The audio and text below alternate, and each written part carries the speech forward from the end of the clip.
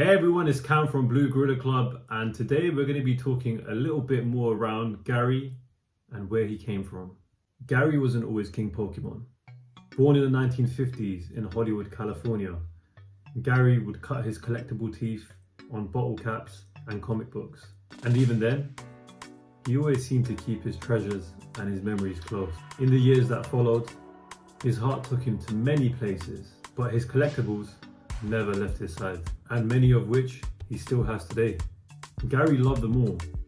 He loved the ability that they had to stimulate his imagination, to make him think out the box. In 1999, Pokemon's first English beginning, Gary would watch his son hold on to his favourite Charizard, tighten his grasp as he's in deep sleep, only to then wake up in the morning and see that his son still had that same card firmly in his grasp throughout the whole night. This made Gary's own memories and emotions come flooding back from when he was 8 years old, and how typical of a true collector, he assumed his son's passion for Pokemon collecting. Wait, it didn't just stop there.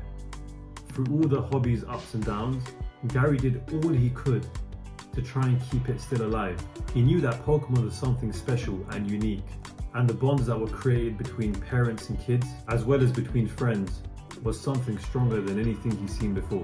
Pokemon was this phenomenon that danced in all of our thoughts and our imaginations. Now that the hobby was safe, and it became the #1 media franchise in the history of the world, Gary felt he wasn't needed anymore. But then, his daughter was diagnosed with autism. Gary remembered reading many years ago that Pokemon's founder and creator, Satoshi Tajiri, was also autistic. Tajiri's autistic traits as a child led him to think about bugs and critters, which led to him creating this big and wonderful world, Pokemon. One thing that Gary always loves to say is that without autism, there would be no Pokemon. And of course, he's right. This gave Gary a new purpose, helping to provide treatments to kids that are autistic and training for when they become adults. He teamed up with his friend Steve Aoki and the Aoki Foundation, and together in 2020 they raised a record amount, and they hope to do it again this year with your help. I'm sure we all know it's not easy to sum up things when it comes to King Pokemon Gary, because just when you do, he's off accomplishing more. Let's just call this a new beginning.